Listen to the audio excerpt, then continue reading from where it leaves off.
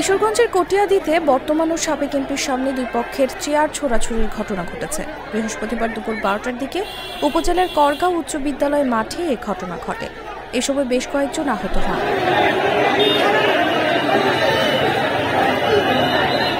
জানা গেছে, করগাঁও ইউনিয়ন পরিষদের চেয়ারম্যান নাদিম মোল্লা ও ৯ নম্বর ওয়ার্ডের সদস্য মাহবুবুর রহমান ফানুর মধ্যে দীর্ঘদিন ধরে বিরোধ চলছে। আজ স্থানীয় করগাঁও উচ্চ বিদ্যালয়ের মাঠে সালিশ বসে। এ সময় কিশোরগঞ্জ ২ আসনের সংসদ সদস্য অ্যাডভোকেট সোহরাবুদ্দিন ও সাবেক সংসদ সদস্য অবসরপ্রাপ্ত মেজর আখতারুজ্জামান রঞ্জন, জেলা আওয়ামী লীগের সাধারণ সম্পাদক অ্যাডভোকেট এম.এ. আফজাল সহ স্থানীয় গণ্যমান্য ব্যক্তিরা উপস্থিত ছিলেন।